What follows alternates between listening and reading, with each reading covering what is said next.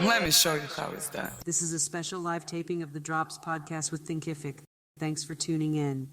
Welcome to the special edition of the Thinkific Accelerator, where we get to go behind the scenes of the Drops podcast, the authority on product market fit. I'm Tennille, your in-house marketing mentor, but for today, I'm going on mute and passing the mic to our guest speakers who will be talking about the promise and the pitfalls of our AI-driven future for creators. Buckle your seats, okay, for this thought-provoking discussion on artificial intelligence, current state, and the future implications for creators on today's episode of the Drops podcast.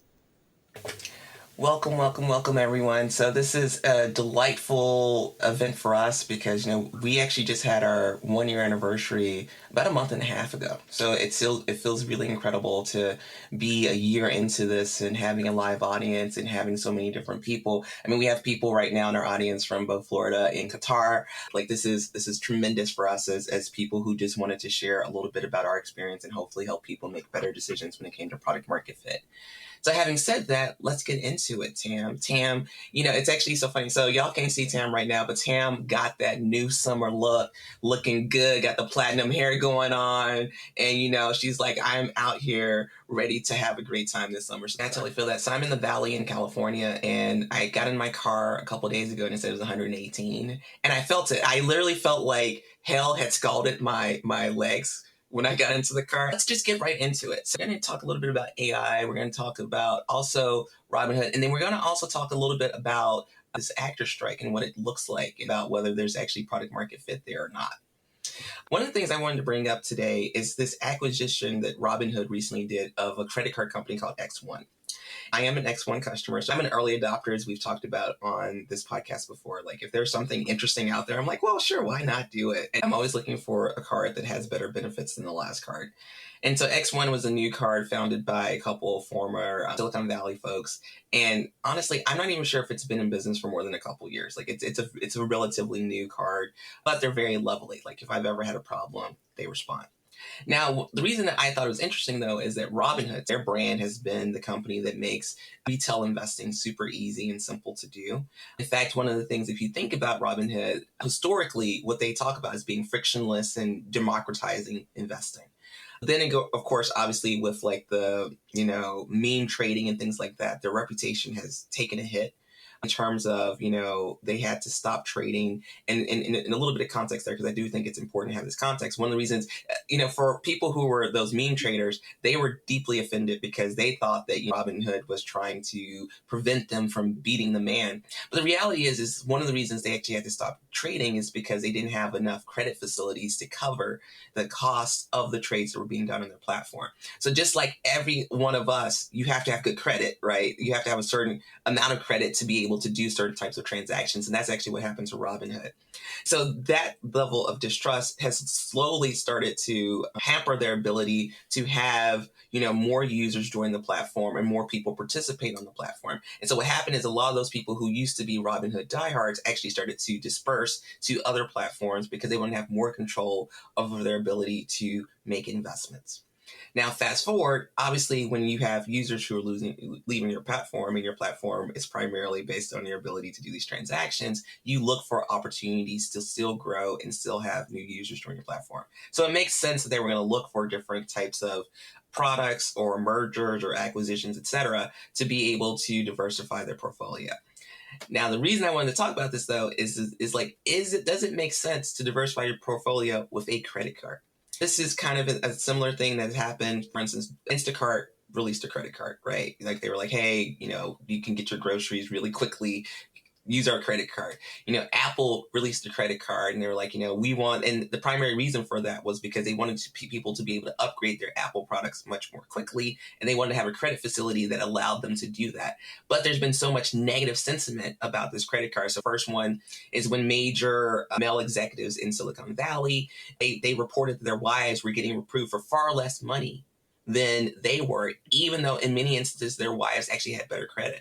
And then most recently, Tim Cook, for instance, couldn't get approved for an Apple card because he's one of those famous people who gets impersonated so often that they actually had to create a one-off exception just to approve his card. So it's created some brand friction for these brands to have these credit facilities. And I think it's primarily because of this idea of what does it look like when you go from being the person who delights someone to being the one who can say, hey, you owe me some money. You need to make this payment. And so that's what we wanted to start off today. Is like, what does this really mean? What does it really mean to logically and accurately add additional features or opportunities to, your product suite, and what products actually make sense? So, Tam, what did you think about this acquisition by Robinhood? I thought the acquisition was purely about acquiring new customers. I think to your point about goodwill, Robinhood was losing customers, is very stagnant in its growth. And so staying in this product line of fintech, I guess, I think it made the most sense to go acquire a bank. I don't think that they're sitting on a lot of cash. There's not a lot of banks that they could buy. And I think this is just one of the easier ways to acquire a lot of customers at once. Acquisitions is just one of the ways that companies grow. Is it going to be profitable? I don't know. What does this offer? No annual fees, no late fees, or foreign transaction fees, and a sleek, intuitive mobile experience, which is saying a whole lot. Like, how are you going to make money then? Like, how is this going to be profitable in the long run? Is it going to be one of those, we're going to give it for free? It's another one of these kind of sugar daddy type of business models where we'll cover the cost for a while and then we'll eventually add some fees, and we think that customers will be too sticky to leave. And I think it's a very big gamble because there'll just be another smaller bank that another company will try this with and grow customers, and the new offer will be there and the incentive to switch will be there. I think strategies like this to acquire customers, subsidize the growth for too long is very risky. So I'm not sure what this is supposed to mean overall. Well, and I think to add it to that, so I brought up the point that one of the reasons that they struggled was because of this fact. They had only so much credit facility to be able to do trades at the rate and at the quantity that people were looking for, because X1 is a relatively new card. And to be truthful, being able to underwrite what someone should be able to be approved for and what their credit facility should look like for an individual, for a consumer, so for corporates, in some ways it's simpler, right? Because, you have much data, but for a consumer, it's difficult, right? Someone could get paid $1 million and still not pay their bills. Right? You see this every day. People have a tendency to lapse on payments and things like that. And so this card is so new that I wonder if they've even put in place a sufficient enough infrastructure to de-risk themselves from the number of people who could potentially, default on their credit facility. It seems like creating more risk for Robinhood. Simple fact is that just because someone has assets doesn't mean that they have the ability to pay for whatever their bill is at the end of the month. And so you end up in this situation where you're going to be sending these notes to people saying, hey, you're 30 days late, or you're 60 days late, or you're 90 days late. And so then it's like, well, would I not want to even use Robinhood? Because I'm like, well, I don't really like the fact that every time I go to log in to make a trade, they're telling me I owe them money. Right? I don't know. I mean, to be truthful, you should pay your bills. I think it would have been more interesting to me to look at other types of trading platforms, for instance. I know I know people think about StockX for shoes or certain collectibles, but I also think that there's many other types of things that people like to trade that are real assets that could have been an interesting thing for them to get into instead of getting into a credit facility.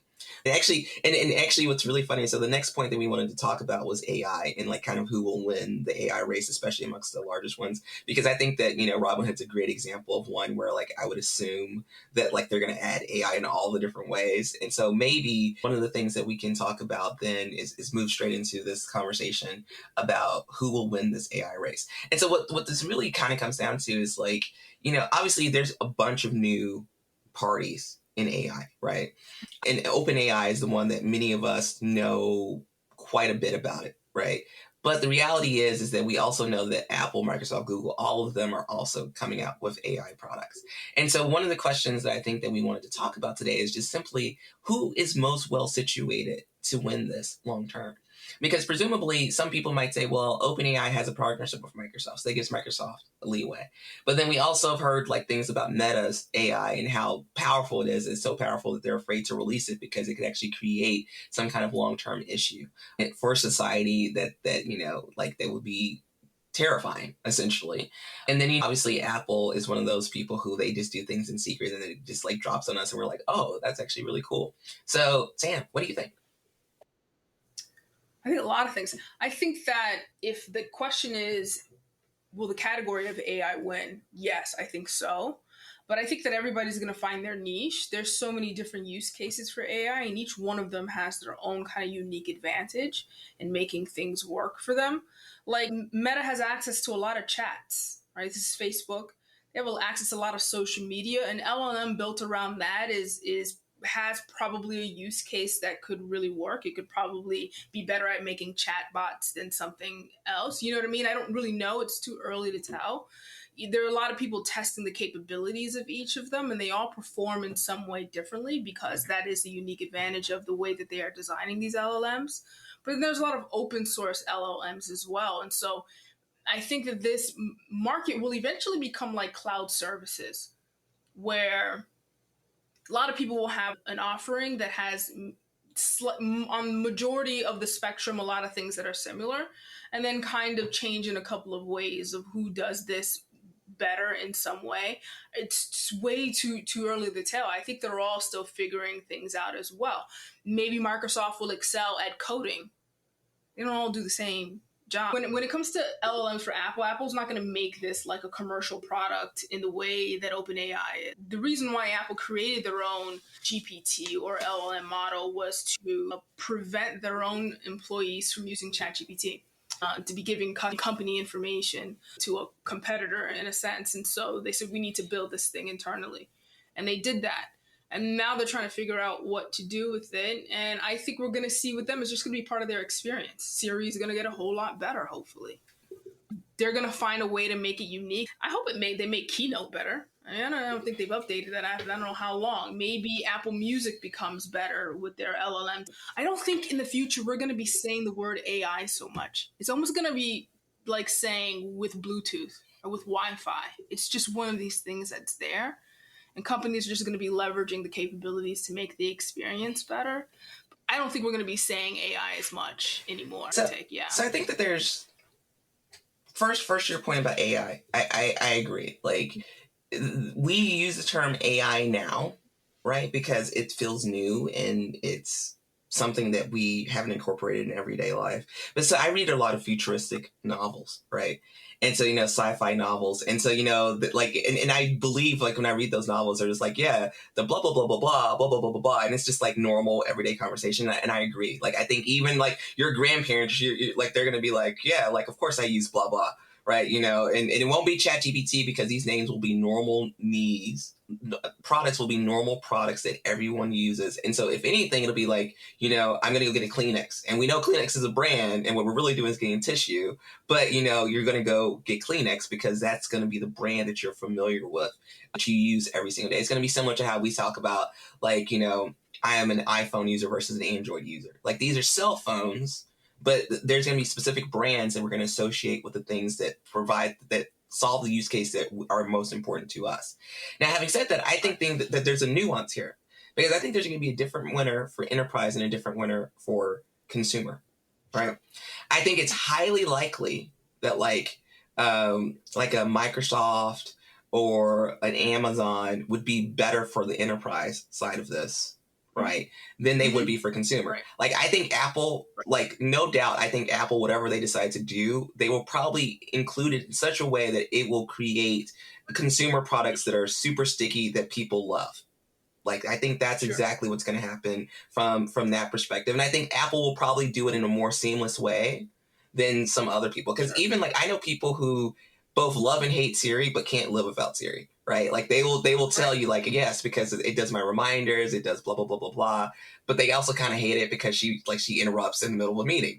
Apple will be the latest to move in the sense that they will take the longest to incorporate this technology. When I was at Apple, one of the things I was astounded by is the amount of research that's being done constantly on virtually everything. Yeah. Imagine how much testing they must be doing at this exact moment trying to figure out, like, what are the most common use cases that people would probably use AI for? How would we be able to seamlessly add it into our various products? There's people called evangelists who will go through in various Apple features that they want to promote.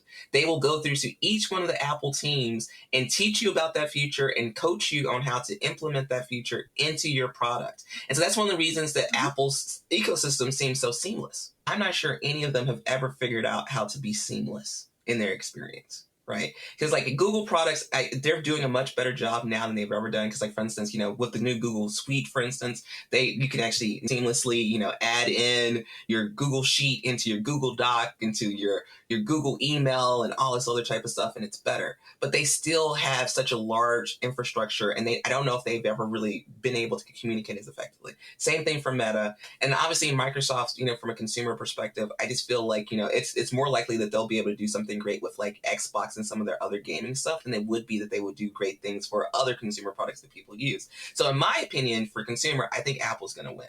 Even though they're going to be the last one and people are going to dog them and their stock is going to go up and down because they don't do what the Wall Street expects them to do, I think that the final product is going to be so great that people are going to like it. Now, for the corporate side, I actually think that Google might actually do the best job because they are so far behind Amazon in some ways when their cloud service and also Microsoft in some ways that I think that this is their Hail Mary, and I think they're going to put so much time and energy into it that they're actually going to build something that's really unique and interesting. So those are my two bets for like the enterprise and consumer side. I think Apple's going to excel at what they excel at, which is customer experiences. They're just obsessed with the customer and making that entire ecosystem integrated, which is why it takes a lot of approvals and why things take so long to come out, is because they do that very thorough checks and balances. And I think they're just going to excel incorporating AI in the way that they do.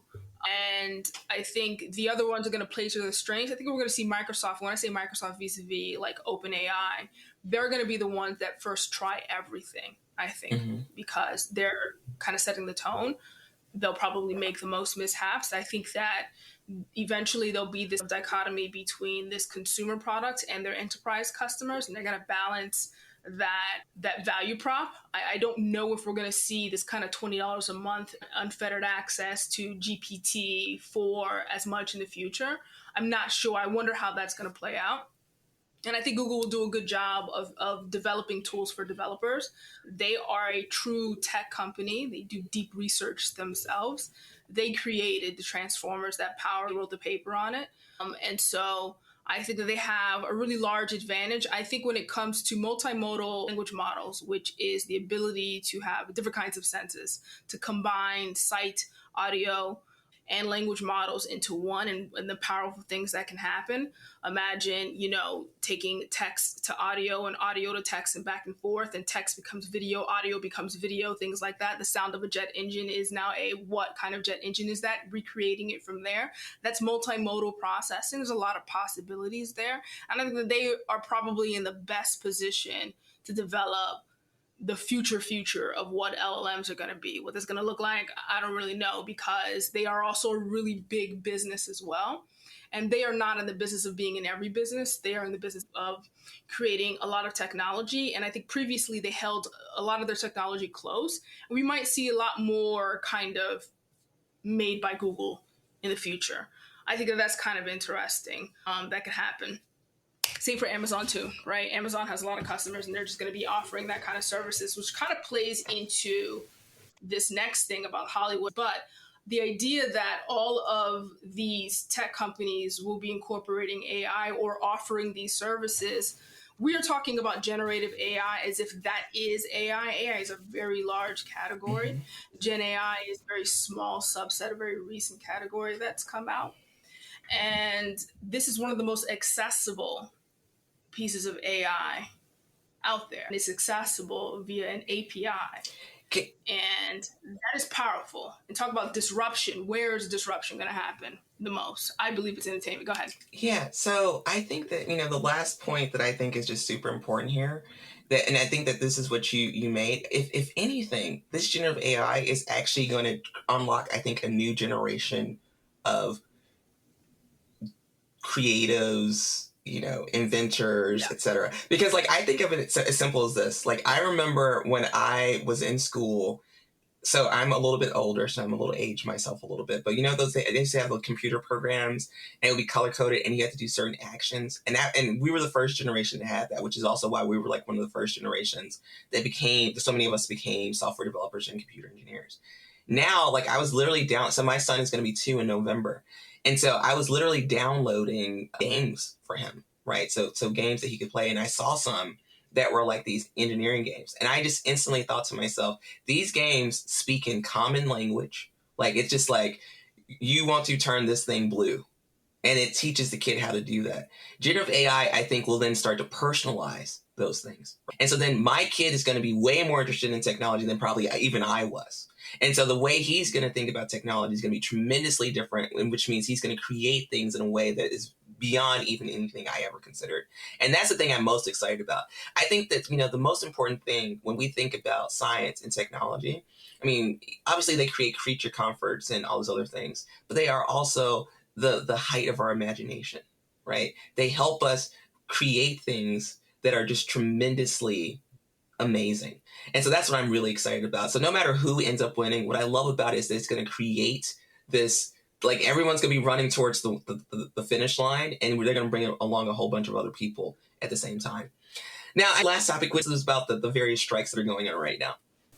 The concept of Hollywood being at a standstill is interesting because it affects people in different ways. Actors, screenwriters, and other industry professionals are not working due to the ongoing strike. This means that content is not being produced. This is causing a halt in the production of movies and TV shows. The actors and writers are demanding better pay and profit share in relation to streaming. And most importantly, restrictions on technology that they feel could replace their work.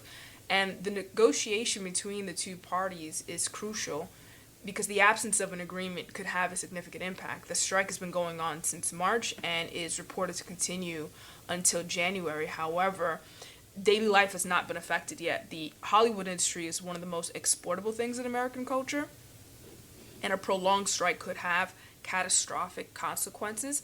I think it's an interesting concept to talk about because it impacts everybody in different ways. Hollywood is essentially at a standstill, and that means that there are people who are not working. The writers who write movies and TV shows have stopped working. Actors, SAG-AFTRA represents about 160,000 members, and those members are reportedly not working, which means Hollywood, Disney, all of the producers that make movies are not making movies right now. Two things that are very interesting here is they're making this play about AI. AI is the big boogeyman, and they want to put guardrails on that. And the other part is the business model.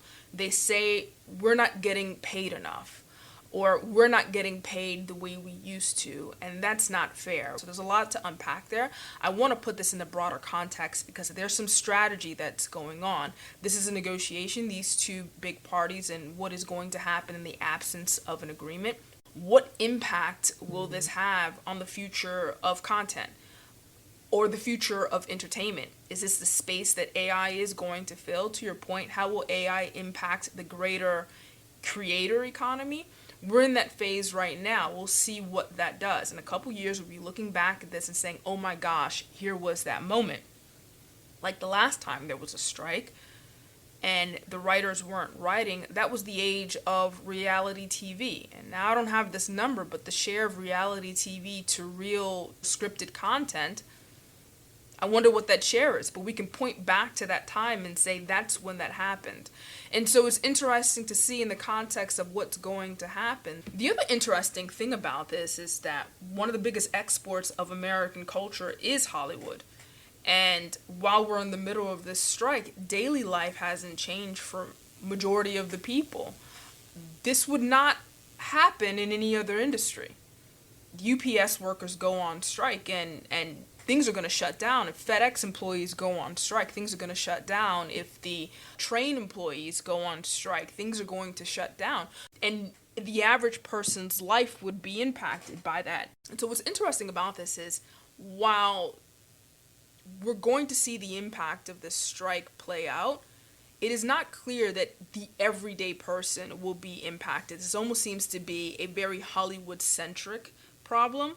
that doesn't have as much reverberating impact as, let's say, a UPS strike would have?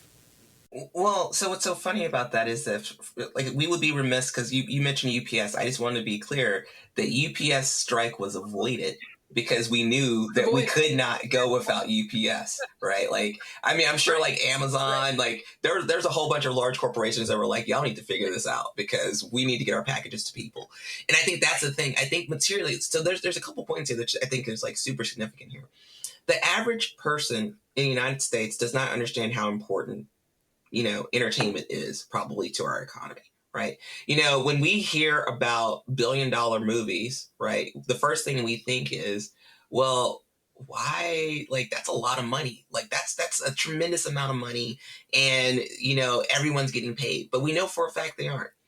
And then I think that someone I was talking to. So obviously part of my background is that I worked at Netflix, and a few of us were in chat together, and we were like, materially, virtually every day we worked, we got paid more than, I think they said more than 60% of all of those SAG-AFTRA workers make less than $26,000, and $26,000 is what they have to make to get health insurance, right? And so virtually every single Netflix employee got paid more than the SAG-AFTRA, more than 60% of the SAG-AFTRA actors each day. And materially, we are not the same value as those people, because if there's no content on Netflix, there's no Netflix, right? I was just in the background making sure that our data models and our Netflix game and all that stuff worked really effectively, but I could have just not shown up and we would have still worked, but it wouldn't have worked if the actors and actresses and producers and writers and directors and special effects people didn't do what they wanted. And again, those are just like a few titles. Like when you actually go through IMDb, there's dozens and dozens of people who work on each one of these things. And so I think there's a few, interesting points here. So first and foremost, I think as a society, right, like we are coming to this reckoning of what does it look like to do good work, right? Because the thing is that like we can do people can do any type of work, but it's like good work is ones that you can do work, you get paid appropriately so that you can move your life or your family's life forward. It's a great example of what this might look like. The second part of this that I think is super significant is that the contracts have been bad for a long time. So I think this is one of the things that I think is most interesting, because like a lot of people don't understand why it's such a big deal now. And I was reading some articles from some of the various leaders. So either people who are like leaders across like the Writers Guild, the Directors Guild, the Producers Guild, and also the Actors Guild. And they were all saying if we do not make a stand now, our returns will continue to diminish in a tremendously devastating way, right? And I agree, because I started looking back through, like, for instance, when it came to VHS, they didn't really put their foot down. They really did not want to allow for widespread VHS adoption, for instance, right? Because they knew that it was going to create a high likelihood for piracy. And so then they started losing there. They really didn't want streaming to happen because, again, they were like, this is another vector for piracy, because why can't someone just screen record the streaming thing and just put it anywhere they want it to go? And so they kept moving. Like many of these guilds, they all just allowed these things to continue to be put as a part of the deal. And so it's created this difference in rev share. And so I think that there's a significance here, because like Tammy, you and I, we've worked for tech companies, we worked for consulting companies, we now work for ourselves. And so the reality is that on day one, the first thing that we usually negotiate is our equity, right? We say it's not enough to just give us a salary. We want to have a piece of the pie because we want to have ownership of this company. And so one of the reasons that we work so hard, well, I don't know if I really, we worked the level that they asked us to work is because we wanted to make sure that our equity worked, right? Like we were like, okay, well, this is how much money we need to make, blah, blah, blah, blah, blah, blah. Like, we need to do these things because my stock went up. I remember when I was at Apple, it's when Apple first became $1 trillion company. And I kept my stock from Apple and it doubled. And I was like, now I understand why people work for Apple for 20, 25, 30 years, because like you can actually see the value of your work, and you can see it in your, not only in what you do and how people perceive it, but also in your bank account.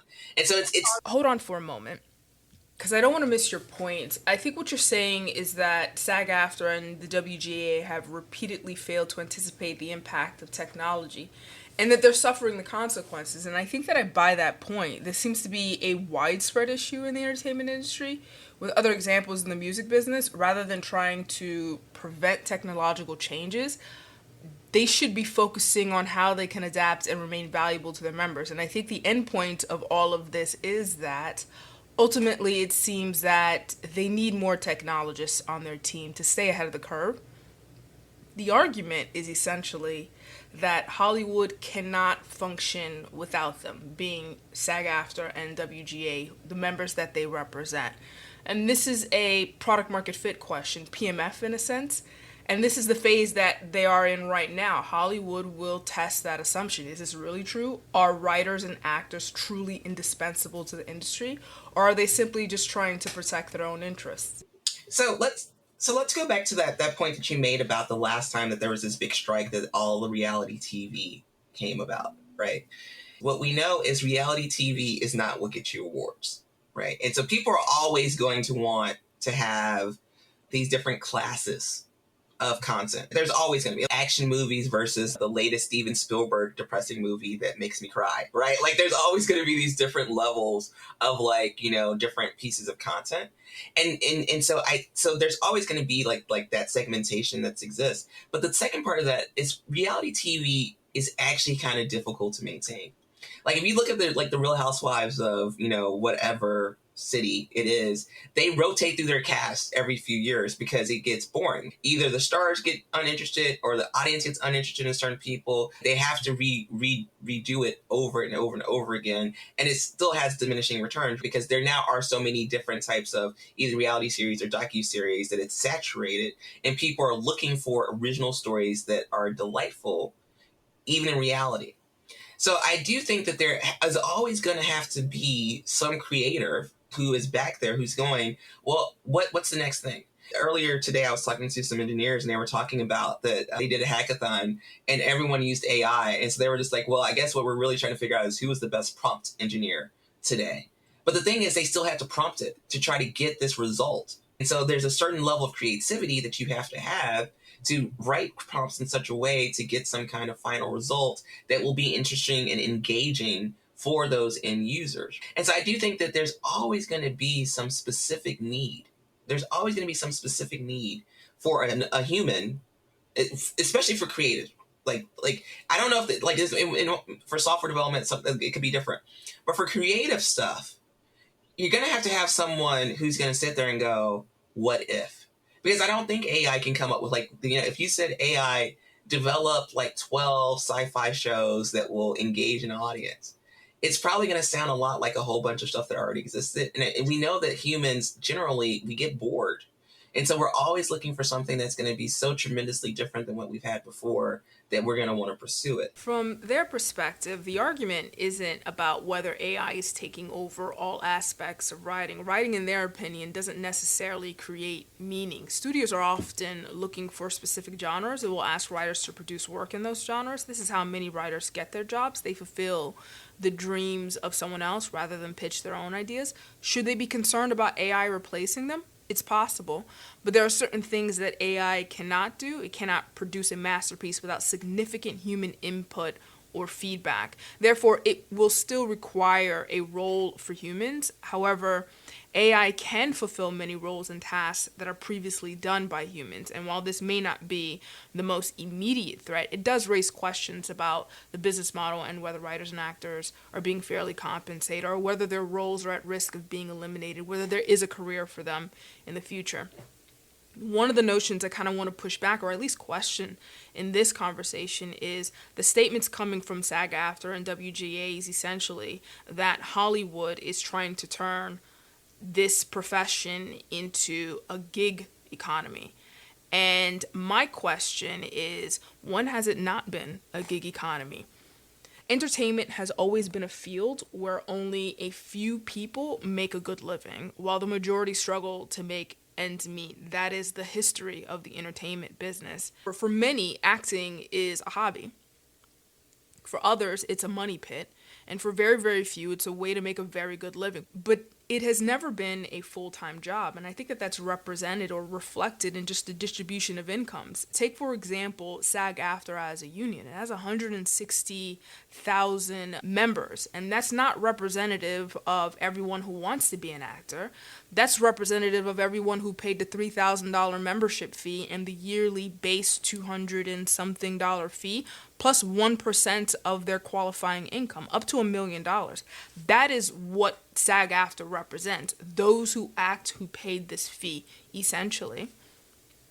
But if you plotted the incomes of all 160,000 members, from the top paid actor, and I don't know who that is, to the lowest paid member, and I don't know who that is, I believe that that distribution would look a lot more like Uber or DoorDash, a gig economy. It would not look like Netflix, where I think you can argue that the lowest paid product manager at Netflix probably makes more than the average actor on Netflix. To further illustrate that, the minimum qualifying income to receive SAG-AFTRA benefits like health insurance is $26,000 a year. And 80% of SAG-AFTRA members don't meet that threshold. So how about this? Instead of talking about whether all 160,000 should get this, let's talk about the 5% who really, prop up the whole thing. The things that I've read that cause me concern. So like as a tech person, I almost always sign some kind of non-compete agreement or some kind of NDA. And it says I can't go work for someone in the same industry or who's doing like a similar idea. And that anything I did is owned by the company I worked for. And I'm fine with that. On the flip side, when it comes to writers, directors, producers, actors, they often are entered into contracts that are exclusive that says that you can't work for anyone else until you finish the thing we want for us. And then, by the way, we may not even actually do that thing. And so you might be sitting there for a year or 2 years or 3 years or 4 years or 5 years, and we are legally preventing you from doing anything else. And that's the problem I have.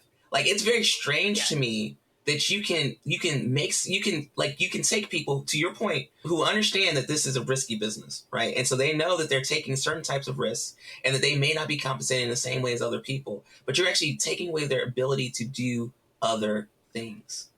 And that's the part I think is very strange. Like, how can you lock someone into some kind of weird contract like that and then not even potentially do the work?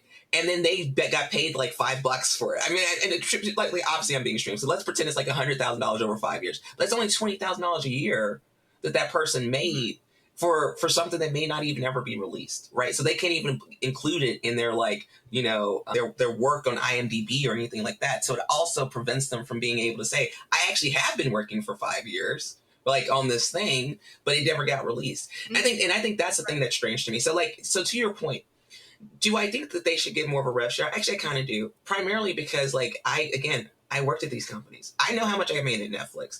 Do I actually think I was worth how much I made at Netflix? Sometimes I do. Sometimes I don't. Sometimes I'm just like, with how difficult it is to build technology, sometimes I felt like, there could have been less of us and we could have done it. I don't know. But the simple fact is, I know if you could pay me that, I know you could probably pay an extra, you can allocate 1% of your profits to some kind of share. Because I think that's what I've told you that I think is very important. I think that the real move forward, I think there should be a creative fund, right? I think, similar to how TikTok and, Snapchat and Meta put aside like a fund for creatives who really drove their platform and really drove engagement on their platform. We know for a fact that every single streamer, every single content provider knows who are the most valuable people. Right? They know whose content sells better, whose content streams more. I think if I were one of these people who are in the 5%, I would say, hey, I don't know if I can get all the money for everybody, but I do know that I drive a shit ton of your business. And I would really, really appreciate if I could get a bonus for how valuable I am to your business.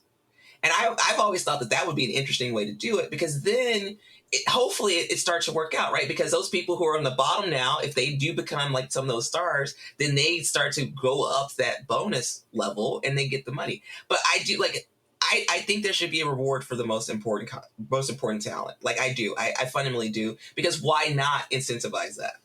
There seems to be a lot of controversy surrounding the amount of money being spent on acquisitions by these streaming companies. Netflix has an $18 billion war chest to buy content. And some writers are arguing that they aren't receiving residuals, which juxtaposed against this acquisition budget, it brings a lot of attention to the issue. For instance, there is an actress who appeared on HBO's Insecure for 5 seasons who recently shared that she received less than $100 in residual checks from Netflix from her work on the show. Netflix bought the show after it stopped airing on HBO and put it on their platform. And among 20 or so checks that she received, they all totaled to less than $100. The lowest one being like 85 cents, the highest one being maybe $31. And that sounds like a horror story. But I also think it's worth noting that Insecure isn't a current show on Netflix and was acquired after the fact. Therefore, it's very difficult to know how much viewership the show is currently receiving on the platform. And what that really does is raise questions about the impact of streaming on the entertainment industry. Before streaming, there were far fewer shows being produced, and everyone watched TV at the same time. On CBS, NBC, 9 p.m. was 9 p.m. for everyone. And the business model that thrived there was, hey, we have a captured audience at 9 p.m. who want to watch our network, and we want to get the best show that we can get. Maybe that's Friends, maybe that's The Cosby Show, maybe that's Seinfeld. Whatever that show is, Law and Order, whatever these long-running shows are, is an indication that it draws viewership to that channel. And they get to sell that viewership to advertisers who will pay premium dollars for a certain time slot. And so before streaming, that meant that there was a premium on the content that was being made. That also meant that there was a restriction on the content that was being made. Streaming comes around, and what streaming does is eliminate the timeline. And now, 9 o'clock is different for everyone. And that changes things fundamentally because their business model is not built around a single time slot, a premium show, and people watching, and we can sell that time slot essentially to advertisers. They are essentially a Google Drive in the sky, where people at will choose the content that they want to watch. Before streaming, there were probably somewhere around 200 and something productions per year by Hollywood, let's just call it that group. With the rise of streaming in 2019, Netflix alone released 370 titles on their platform. There's a lot of argument to be made that streaming has somehow cheapened the entertainment industry. Others point out that it's also allowed for more content to be produced, including shows like Insecure, where someone argued that that would not have been made in pre-streaming era. Why am I saying this? I think that's the argument of the streamers, that we are not a broadcaster. We don't control what people watch. We are essentially a library in the sky. And I think they're going to try to use the argument, just as any writer, J.K. Rowling or John Grisham, does not go to any public library system and say, for every book that's checked out, you have to pay me. They don't have that business model. I think they're going to say the same thing. And it's important to understand the business models that we're in right now. It is fundamentally changed. We want to compare streaming to broadcasting, but actually streaming is a lot like Blockbuster digitally. They're essentially Blockbuster in the sky. Quite literally, they are Blockbuster in the sky, meaning the cloud in this instance. And in the Blockbuster model, actors also didn't get paid every time a movie was watched, where streamers are saying, we're not a broadcaster, we don't control what people watch. We're more like a Blockbuster in the sky, where people walk in and they choose what they want to watch among all of the titles that we have. And if you go back to the Blockbuster model and saw how that operated, the risk was on Blockbuster. A movie's coming out, and Blockbuster says, this is going to be a hot movie. I think a lot of people are going to rent this. I'm going to buy 20 titles of this DVD. And maybe each of these DVDs costs $100. I'm not going to put 20 of these titles in one of my stores. If I own 10 stores, I have to multiply that. This is a very unscalable solution. They would take the risk of buying all of this content and hope that they would make their money back in the number of rentals. And in that business model, no actors received residuals. And that's the argument the streamers are making. We are buying content. Before, in the broadcasting model, had a show like Insecure not been syndicated or not picked up in reruns, it would have just been off the air. And so Netflix is saying, we are paying to acquire this, and we are taking the risk that people are going to watch it. The other part of that is, think about the library of Netflix. There are 6,500 titles. And so then the new question becomes, of the 6,500 titles that are available on Netflix for customers to pick and choose at any given time to make 9 p.m. whatever they want it to be for them, what percentage or what share of the titles do you believe this particular show is getting in any one month when it's not a current show? It's a show that's off the air from a different network, and it's sitting in a library among 6,000 other titles. I think one of the real culprits to consider when we're talking about where the problem lies is that the issue is not so much the streaming company as it is just pure competition. You are competing for FOMO. What should I be watching now? I don't want to miss out. And nostalgia. For the first time ever, we have access to all content. I can watch your current stuff or stuff you did 5-10 years ago. And I think that that's important to consider when we're talking about why don't we have as much residuals as we had before. There's also just that much more competition to watch content currently. We're also talking about like this societal shift to consuming large amounts of content generally, because it's not just streamers. Like if Facebook had never existed, I would not have to look at whole news feeds anywhere, right? It's insane, the amount of content that people ask you to consume.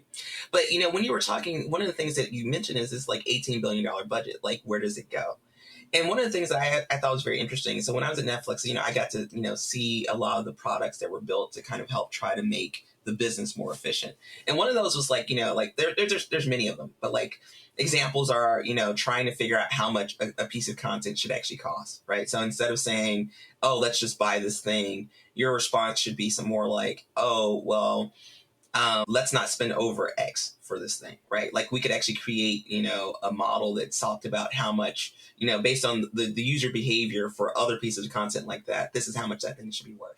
There's also tools that said, if you wanted to cast an actor, like this actor might be worth this versus this other actor. So like in theory, you could look at someone who maybe has less of a high profile, but has a high potential for payoff because they're cheaper. And there's also, there's so many different tools that talk about pieces of content and which piece of content actually return value versus other pieces of content. And I'm going to tell you, as someone who was on those teams, trying to build things to help them make better decisions, many content executives just didn't even look at them. They didn't look at them at all. They said, at the end, it's about my gut. So to the larger union conversation that I think is going on here, it's, well, what the heck are you doing? Right? Like, maybe you need to be more efficient with the $18 billion. And it's not about us losing money. It's about you figuring out how to be a better business. And I do think there's a responsibility there, because it's a responsibility not only because it's the unions who are asking that, but it's a responsibility in the companies, right? Because as a stockholder in some of these companies, and since I know exactly what happens, I think in my head, I'm like, I have this stock, but sometimes I'm really frustrated because I know they're probably not being nearly as efficient as they should be to. They're learning that lesson. They're learning that lesson with the drop. But no. So I would argue, okay, I do agree with you that they are learning the lesson that they need to be more practical about what they should create. But I also think, like when I think of like the Max people, Warner Brothers, all those people, the way that they're doing it doesn't even make sense to me. They're like, there's actually content that's already been created. They were like, well, it's going to be too expensive to show it. But you've actually pissed off everyone in this group because like it was supposed to be released and it wasn't supposed to be released. And so, my whole point is that like, obviously they have a lull. They're going to start releasing it now. Well, yeah, they're going to have to. But my point is that there is a tremendous opportunity to be more practical in terms of how you do it. And actually, this is where AI, this is what I'm trying to bring, I'm going to bring it back to AI right now. This is where AI can be very helpful though, right? Because like, what if you could create models, for instance, that talk about exactly how long a show should take to make, exactly, what types of edits, or like, let's say if you could use AI to do post-production more efficiently. So it's like right now, for instance, like, the Justice League movies, I remember went way over budget because of this. I mean, so many movies go over budget. Like they might be okay up to a certain point, and then they have to do all this post-production stuff or they need to change something. And so that's where the AI stuff comes in. I think that also, when we were talking via text, you mentioned that, people could, in the contract, it could say, you can use AI to do XYZ for the movie or something like that.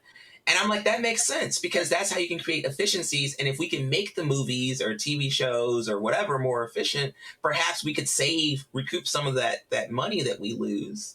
And that's a way that we could actually pay people more. Let's finish our conversation with a discussion on AI. I want to know your opinion on whether AI is a hero or a boogeyman. But before that, I want to make one last comment on the business models from a strategic standpoint. I believe that actors should focus on getting paid upfront. Many tech employees have learned this lesson after layoffs from the tech industry and losing their equity. I don't think that streamers don't want to share their income with others. I don't think that that's the primary focus. I don't think members of the union are going to like what they see in the numbers. Fran Drescher, who's the leader of SAG-AFTRA, is asking for 1% of Netflix revenues. And let's unpack that for a second. Let's just assume 200 million subscribers at any given month for Netflix. And let's assume average blended rate of $12 per head. That's $24 billion per month. 1% of that is $24 million a month. There are 160,000 actors as part of that union. Let's say 80% of them or something have content on Netflix at any given time. 100,000 users across 24 million. That's $240 per month. Let's double that percent to 2%. You're still less than $500 a month. That's less than $6,000 a year. You still don't qualify for benefits. I can't imagine that this is what they're doing it for. I don't believe that this is the model that the industry should pursue, because what they're essentially saying is, let's go to the Spotify model. And learning a lesson from Spotify, the biggest streaming platform out there, that is a money-losing proposition. Spotify operates in two different models. They have a streaming model where users upload their own content. You're an artist, you upload that content, you get paid per streams. And they also have this podcast function where they will pay for content, $200 million to Joe Rogan, in the hopes that they can retain users or increase the lifetime value of a customer. And the risk is on them in that model. The risk of uploading your content and getting paid per stream is all on you now as a user. So if the industry goes to this Spotify, you're going to have to start releasing content at the speed of Drake, something every 30 minutes or something like that. There's no easy way out of this for sure. Well, musicians will tell you do not go for streaming. I mean, because it's like you could have 3 billion have 3 billion streams and make like $1,000. Like, that don't make sense. You have to be Taylor Swift to make money on streaming because she has different contracts. So we actually do have a quick question, and I wanted to make sure that we answer this question real quick. So for people on the podcast, we do have a live audience today. We told them to feel free to ask us some questions. One of the questions is, there has been a lot of fear talk going around about AI. What should regular consumers of this tech look out for? I think the first thing, though, we should also say, what, a part of the fear, what the fear comes from. So much of it comes from, well, they have to take your information to do this. So I think, one, people are worried about privacy and things like that as well. But, what do you think, Tam? Bringing this full circle in the context of how AI will impact creators or Hollywood or the entertainment industry, I believe that a new class of creators will emerge from the convergence of the entertainment industry. I think it's an exaggeration to say that machines are going to be replacing actors. I think Hollywood probably watches too many movies. AI's potential to improve efficiencies in areas like Foley and post-production are real. It's already happening. I think that that's where you're going to see a lot more of advancement in technology being used. But I also want to point out that this technology is also accessible to the creators themselves, like actors and writers alike.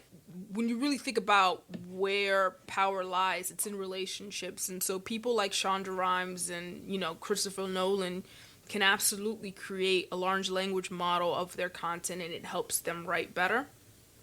You're going to see AI incorporated into the tools. Improving workflow, in a way, is where you're going to see this productivity efficiency start to occur, I think especially. But this is also a technology that can be leveraged by everyone. And I give you an example. Going back to the earlier point I made about Hollywood being one of the biggest exports of American culture, I spent some time in Germany. I was having a dinner with some Germans, having a friendly conversation, and one woman says her favorite actor is Bruce Willis. Okay, I'll bite. Why do you like Bruce Willis? She says, his voice, it's so sexy. And I'm thinking to myself, Bruce Willis has a sexy voice? I never really thought of Bruce Willis as having a sexy voice. And she's like, his voice is so deep. And now I'm really perplexed because I'm trying to remember Bruce Willis's voice. There's this guy at the table as well who either is American or speaks or knows a lot about American culture. And so he interjects and he says, in Germany, everything is dubbed in German. There are no subtitles. Every movie that comes here gets dubbed. And if the actor is successful, their dub actor is also successful to keep the continuity. So for many Germans, the German voice of Bruce Willis is Bruce Willis. And this was wild to me because for many actors, their voice is their identity. It's very hard to separate the two. This is 2018. The next day, hanging out with a German guy, I'm just bringing up this conversation again. Is it true that you watch everything in German? You don't watch it in the original language? And he's like, yes, this is 2018. And Denzel Washington has a movie coming out. I want to say it was Equalizer 2. Could have been billboards around the city. The trailer was absolutely out. And so I say to this guy, do you know who Denzel Washington is? And he's like, yes, of course. And I say, do you know what he sounds like? And he's like, yes. And I say, are you sure? And so I find this trailer clip, original audio clip of the trailer for Equalizer 2. And I play it for him, and his face drops. Like, he could not believe, eyes bulging out of his head. He couldn't believe it. To him, that was not Denzel Washington speaking. And this is wild to me, because how do you separate the two? And so fast forward to 2021, I have this insight that dubbing is going to become a thing. Dubbing will become more prevalent as streaming services seek content from all over the world. You've got to start exporting it, putting it in new languages, and that was going to be a thing. Several months later, Netflix, obviously thinking the same thing, announces publicly that they've created a dubbing agency, a partnership of sorts that all over the globe is set up to dub these movies that they acquire. And upon hearing that news, I thought to myself, that's not something a tech company would do. It was really odd to me because this was 2021 and the technology to clone voices was available then. And if I were a tech company that was in the business of streaming, I would have said to Denzel Washington, you should do your next movie here. You should do your next 5 movies here because we can make you speak German. Not another voice speaking German for you, but you can speak German. You can also speak Spanish. You can also speak French tout de suite immediately. This is possible with this technology. That would have been a value add or a value proposition to the actors. And they didn't do that.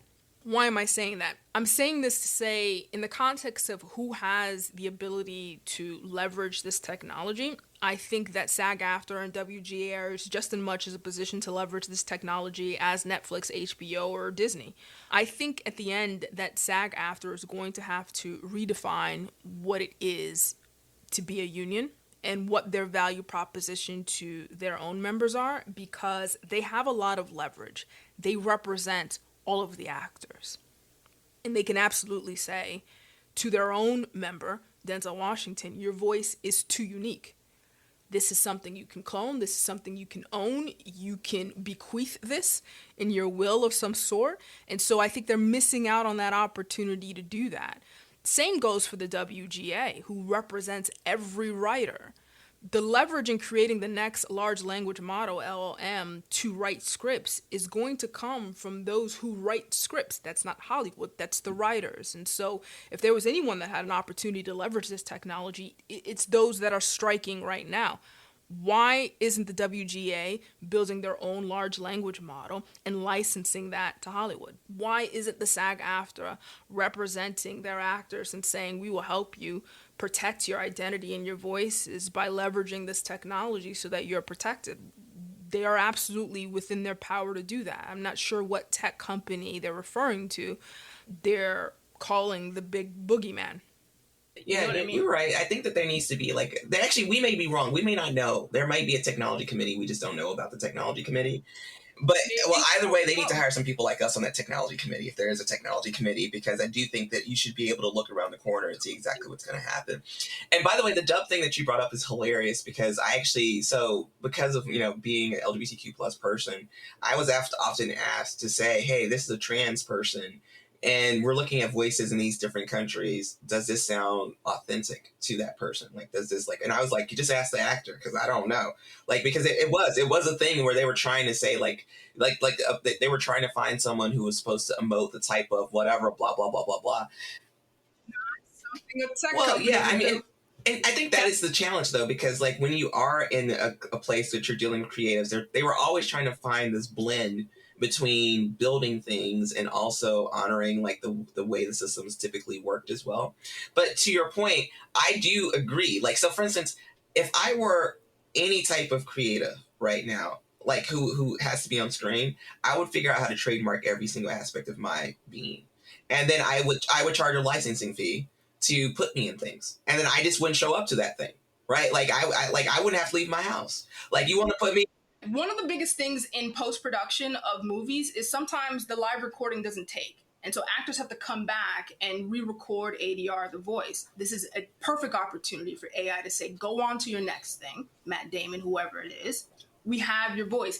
If SAG-AFTRA was really after this, you should, or any actor, actually you don't need SAG-AFTRA. The most expensive thing you're going to pay for is an IP lawyer, right? You can absolutely do this yourself, protect your voice. And on every set, you would say, here's the voice print that you can use for post. Well, and I think the other thing that's interesting about that is that, like, then every contract has, there's an addendum in every contract, because the contract will basically say, sure, I will let you pay me this much to be, on set. And then there's a separate fee to be able to utilize blah, blah, blah, blah, blah, because you'd have to license it. And so I think the licensing model actually is what they really want. Actually, by the way, like, based on what they're saying. No, based on what they're saying, it's like they want to be able to say, I want to have more control, right? Is really what it seems like they're saying. Like, at its base, like, because like, for instance, I was listening to Samuel L. Jackson. So Samuel L. Jackson was talking about his contracts and how he marks out all that stuff. He's like, I don't want people to be able to do whatever they want with me. And then after that, I started listening to some other people, and so the money is a huge part of it, no joke. Like, but for the bigger actors, it's about having control. Like, how do I control what's going on? Samuel L. Jackson is another one. Go protect your voice right now, and you can license. That's something you can. Well, exactly, because it'll be a part of your estate. It'll be a part of your estate, and it can sustain your family for the rest of their life. Because Morgan Freeman can be God in everything for the next 100 years. In everything.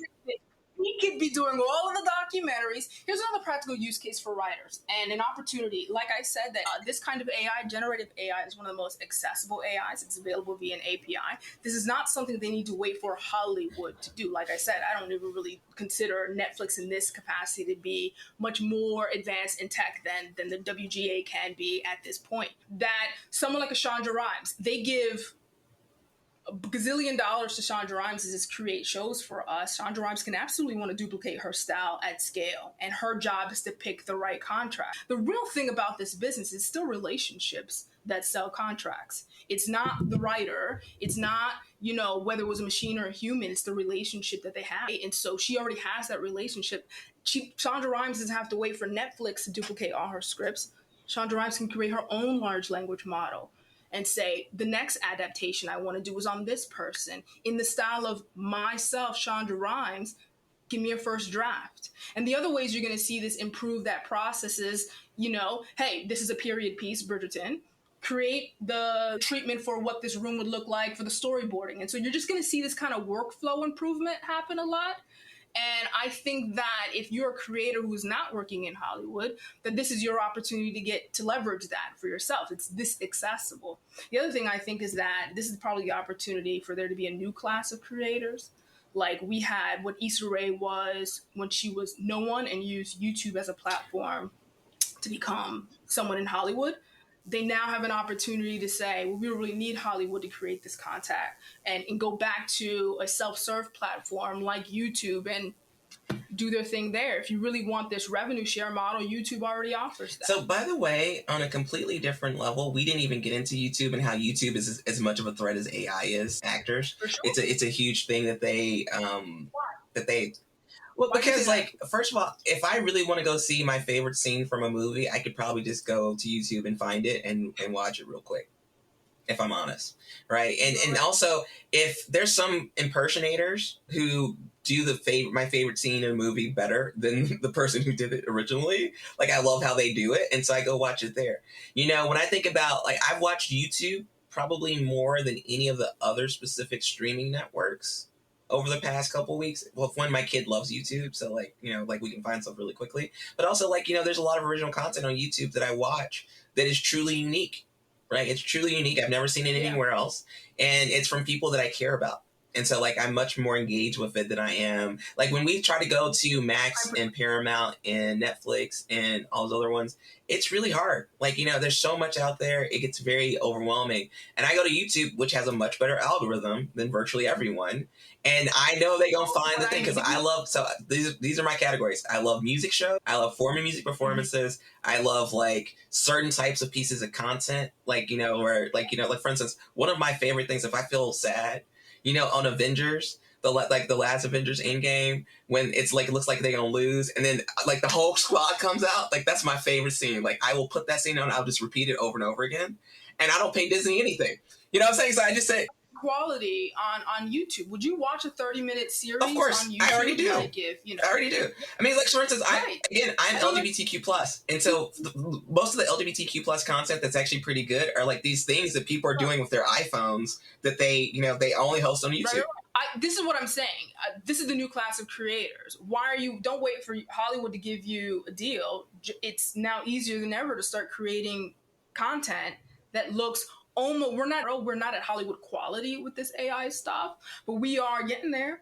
And there are some short form things that you can do. And if you have brand power, you know, Issa Rae can absolutely come down and do another show on YouTube and people will watch and you get all that cake. You know what I'm saying? Because we also trust her, and she also, I mean, her brand. The thing is that's a huge part of it. It's a huge part of it. There's a huge opportunity there in this lull because I don't think that that's part of SAG after. This is independent. Go create another show, put it on YouTube. Yeah. Something that we didn't talk about, but that you mentioned, and I think it's important that we just mention it before we end, is that, you know, you mentioned the fact that, you know, Bridgerton. So Bridgerton is a part of a book series, and it was a book series that, you know, Shonda Rhimes bought the rights to years and years and years ago, and it took a long time to promote. And so the authors have signed a letter. Like there's a letter, I think it's like, you know, like Stephen King and all these other major authors actually signed this letter saying, do not use my content for your large language models. They said, do not do it. And I think that that's a huge part of that thing too. That's like very fascinating because like, you know, so much of, you know, movies and TV are adaptations of books. And so that's a whole nother category that I think is interesting here in this play because to some extent, like obviously AI is going to be able to create books, especially like the low, like, you know, the lower brow books or whatever you want to call them.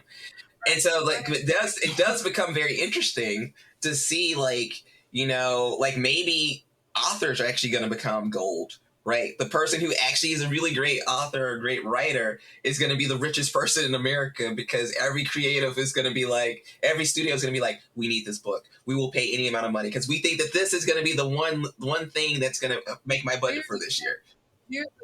What do you think about that argument? I've been watching these arguments, these cases, and, you know, the artists are trying to say, you can't train. You need to compensate me to feed your machine learning models. And the only thing I think is going to have a lot of difficulty in succeeding there because it is not against the law to learn. And that is going to be the argument of these tech companies. We are not copying you. No. But the thing is, you do have the ability to say that I think this is going to be the interesting thing. Because let's say if the book is available in a public library, right? So presumably, it is free for anyone to take and to consume, right? However, if the agreement is that the only reason we allow that to be in a library is because we want It's because we think that individuals should have the opportunity to read this book and take it back. I mean, I guess we can go down a rabbit hole there. But I do think that there is some, like, we know that those things are trademarked. If someone else created a book that's exactly your same book and released it, you would be able to sue them, and they would not be able to do it because it's copyrighted. Now, in this case, if even though you're learning from it, right? So, like, let's say if I go get, a biology book right now, and I'm a doctor and I'm learning to implement something, it's a net new thing that I'm doing. In the case of large language models, and you could argue that one of their goals is to be able to mimic that same thing, and so it's not a net new thing. Sure. And so I do understand why it feels a little bit different. It is different. In the eyes of the law, it's very different. There was a case that was denied. It was an artist who sued. Stability AI was sued, saying that it outputted work that replicated their art. And the judge ruled you can't prove what art was replicated. Your copyright is on the copyright of that image. You can't say the inspiration was there, because then you have to go to every university and say, don't teach my style because students are going to emulate it. That's the very slippery slope that this judge is saying. One was copied. They learned from your style. And so can I tell you, that's the part I'm afraid of, because I think what's going to happen is people are going to go through, like, they're going to be so draconian about how they try to shut down people's ability to take their content that it's actually going to take it from everyday people. Right. They're not going to be in libraries. Yes. They're not going to be available to, online. You're going to have to be able to buy it physically, like your Kindle account. If you have a family account, anyone in your family can borrow that book. They're going to get rid of services like that. And so, if anything, we're going to have a society that has less opportunity to learn and participate with each other. And that's the thing that's terrifying to me, because I'm a poor kid from Mississippi. I couldn't afford anything. And it was only because those things were free that I was able to have access to them. So there's going to be this interesting dynamic that you're going to have to navigate. Right. There's going to be have-nots where the poor only consume AI-generated content that's cheap and easy to make, and those that can afford it consume the higher. I mean, I already today, what's happening to Hollywood is probably what happened to the journalistic community, right? Internet came and BuzzFeed listicles came, and it cheapened what journalism was. And I think that same thing is happening here. I right now, just to stay away from the flow, I probably pay about $700 a year and just higher quality news content, things I need subscription, because the better quality stuff is behind a firewall these days. So I think I say that to say is there will always be I think streaming has bifurcated the market in a sense. And back to the product market fit thing is, it remains to be seen what people are willing to pay for. Well, and actually, so Steph in our audience just made a good point. So she said, "Don't get me started about the artist. I am now an AI artist because of AI. No way an artist can draw what's in my head and give me variations in minutes. Artists should embrace AI just like writers." One, I agree with that. So again, I don't think neither Tam or I actually disagree that AI can be used. Because, like, for instance, I cannot draw to save my life. And I remember going to Midjourney, and I was like, wow. I was like, it's so cool that I can finally create something that looks like what I want. Because my brain, all of our brains are uniquely different. And so that's why I do think it's important to, no matter what we've said here. Like, so what we really are saying is AI can be a game changer in terms of advancing lots of different things.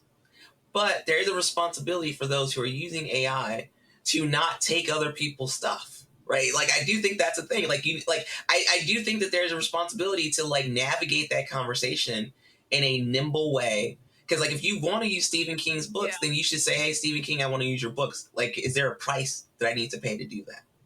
That's how I personally feel about it. Let me ask you something. If you were an amazing artist and I said to you, B,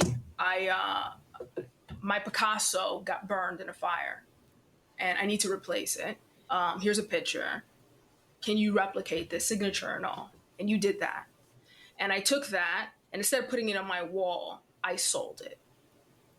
Where did no. So as long as it says that this is Picasso by XYZ person, I'm fine with it. The problem is you can't pass it off as the original. Right, that's right. Right, but nothing about that. And that's a true story. There was a famous forger who would replicate these things and he would give the paintings away to museums, passing it off as the real thing, but he gave them away. They could not convict him because he did not violate copyright, which is the profit from it. And that's the distinction that I'm trying to make here, is that the LLM models or the tech companies are going to argue it is not against the law to learn. Yeah, but they are profiting though. No, they provide a service. They're providing. They are a graphic artist, and let's say the same scenario. I went to a guy who's just a savant who can look at something and immediately paint it. He doesn't know who Picasso is. And I'm saying recreate this, and he unwittingly recreates that. He did not commit a crime, even if he knows who Picasso is. Yeah, but what you're talking about is not the reality of what's happening. Right? Because we know that these entertainment companies or the technology companies, we know that they're specifically doing it because they think it's going to create an opportunity for them to make more money. So that's why it's not the same thing. That's not the same thing, though. You did not paint my Picasso for free in this scenario. I paid you handsomely to paint this Picasso, but still, you did not commit a crime in that instance, is what I'm saying. It's just, in the eyes of the law. As a matter of fact, this is common practice even now. Many art collectors do not hang the original art on the wall. They instead store them in some high-end facility to protect them, and they get replicas made, very realistic-looking replicas by someone that duplicates this art, and it is not against the law. What the tech companies are going to argue is we're not committing a crime by learning, and we're not the one trying to sell this art. And so they're going to say, we don't need your permission to learn from your content as long as you make it available. Okay, how about this? What if every single, like, let's go back to the book example. Let's say on the very first page of every book, it says, like, not only do I not allow you to put this in a large language model, but I also don't want you to learn from it. Can you restrict the use of a book? I mean, we don't even know. I mean, like this might go to the Supreme Court one day because people are arguing about it. I think it will. I'm just saying. But that's a slippery slope. You have to say to every university, don't teach my method because you just, what the problem with AI is that everybody has is that it's at scale. But if I went to a savant and someone who's just a genius who can paint this thing, they would do it, and you wouldn't be saying the same thing. The problem is it's at scale. It's not that it's at scale. It's that it's for a large multinational company that's going to make money off of it. That's the problem. If it's a savant, if it's like my neighbor down the street and he wants to do a whole bunch of stuff in his garage, I don't have a problem with that. It's that fact that you're going to make billions of dollars off of this. And then you're telling me that you don't want to share the profits with people who you might be able to readily identify that you use their content. Like, that's the thing that's weird about it. Yeah, fair point. Yeah. Fair point. I think it's good to have the discourse. I think that they're going to shake it out, and it's probably going to go to Supreme Court, and we're going to see what happens. But I think that that's probably a fair argument to make, that if I can't, at least I should get something from the problem. Well, and I think ultimately this is why it behooves any large company, well, actually any company that wants to use this stuff, it behooves them to figure out how to bring people into this conversation, because whoever figures out how to do it in the nicest way, it's like one of the things I had asked you, I was like, I think whoever figures out how to create the first AI app store, like an app store that's very trusted, that's reputable, I think they're probably going to end up being the winner of AI in general, right? Because it's just like apps. Like, you don't hear, like, Google Play Store is like a thing, but what you mostly hear about is the Apple App Store, because people are like, it's so easy to use it, right? When you think about like Xbox ecosystem for all their games that they have, people really deeply trust it. And so I do think that that's why, figuring out how to have a nice, congenial relationship with end users, whether those are consumers or the people who create it, that's the path forward for folks. And so, and I'm not saying that this is about SAG-AFTRA or anything. I'm talking about this as just a general conversation. Like, anyone who is an executive in any one of these companies should be taking a step back and going, what do we think? Like, what is the max that we would like to pay out to settle this so that we can move forward and just continue to do this and be profitable? And then that's the way forward. Like, this shouldn't even be an argument. Like, this is just about, like, you need to be focused on the business and making the business successful. And we know that people have a problem with it. What do you think is likely? What would be the ideal outcome in this negotiations between the two? It was actually three groups. What do you think is going to happen? What do you think should happen? So what I think is going to happen is that this actually might go through the end of the year, at least. Like, I think what's going to end up happening, because, like, so if I remember correctly from some stuff I read, most studios are okay through the beginning of Q4. It's once Q4 goes, and by the way, the majority of streaming, which most people don't realize, is the majority of streaming happens between, like, obviously there's streamers that are outside the United States, but the United States is one of the largest, streaming nations. So, most streaming happens between, like, Thanksgiving and the end of the year. And so that's when most people derive the value. That's also when most people will pick up services. So if you didn't already have Netflix this year or Max or whatever, you will actually subscribe to it in November and December because you're at home and you need something to do. And so if you subscribe and there's nothing new because you're like, well, actually, this is all the same content from last year when I subscribed, then you're going to have people turn very quickly. And so it's going to have to be Q4 numbers come through low for the studios to cave a little bit. And then I think that's when it's going to actually be, we're going to get some kind of resolution. Interesting. Okay. You think the studios are going to buckle down and say, we need you around that time. You could bring them to the table. Okay. That might be possible. I do believe that it's going to be protracted until January. I'm not sure what's going to take its place. I do believe that I think we can expect that Hollywood will try to leverage large language models as much as possible. I personally think that the WGA should be building their own large language model and protect their writers' work in some way, figure out what their angle is to profit off of the use of their work in perpetuity. To your point about getting paid, if you're going to use our language model, if you're gonna train and feed your language model with our work, we should get paid. I think that they should probably think about it in that way. I don't think they're going to succeed in the revenue share of streaming. I don't think there's a lot. Well, no, I don't think there's a lot of room there. I think that because most streamers are losing money, but I do think so. Just one last point. So it's not. And so let's just talk about we've focused on actors, writers, producers, directors. The simple fact is there's also costume designers and set designers.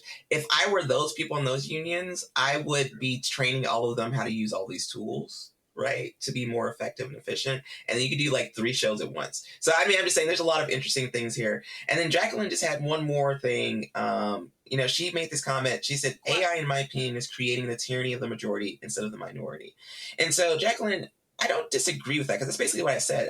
I feel like, there's a potential because of how things are kind of rolling out right now that there's going to be this there's going to be this pulling back of how we share things as widely because people will try to keep people from using their things. But I do think that we as consumers, we as the people who are in the end of that, we have the ability to dictate a little bit of this, right? You can stand up and say I don't like how y'all operating here. And so I'm not going to participate with you. And you can. So I think there's an opportunity for us. So I think the main thing here for me is do not be a sheep who just follows. You really need to be the person who's I have a specific opinion about how I want the companies that I participate with, how they operate with these things. So that's my own opinion. And Tam, a last thought before we wrap up. I am interested to see how this shakes up. I'm interested to see I think some innovation is going to happen, and so I'm interested to see what happens there. And yeah, we'll probably be talking about this in a lot of ways. The last time, music was taken out of schools, the impact of that is the kind of music we have today, kind of repetitive, very it's loopy. Real bad. Can contribute that directly to when they started pulling music programs out of the school. There's not a lot of music literacy. And it's going to be interesting to see what happens in this gap, what happens because of it.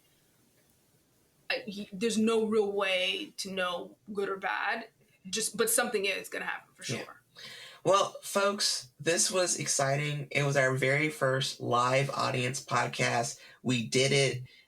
We only had, 15 technical issues even before y'all got on. So we learned so much of this process. So we thank Thinkific, for asking us to do this. We thank Tanil, who has been a wonderful partner, who's been a partner, who's helped us in our business and who's also been on the podcast. Thank y'all so much for participating.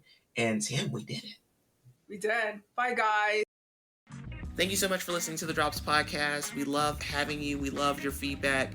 Please do connect with us across social media. We are the Drops Podcast on Facebook, Twitter, and TikTok. And we also have a great email, thedropspodcast@gmail.com. You can send in any questions that you have, and we definitely would love to answer them on the podcast. Feel free to ask just about anything because we have experienced a ton of different things. Again, thank you so much for listening to the Drops Podcast.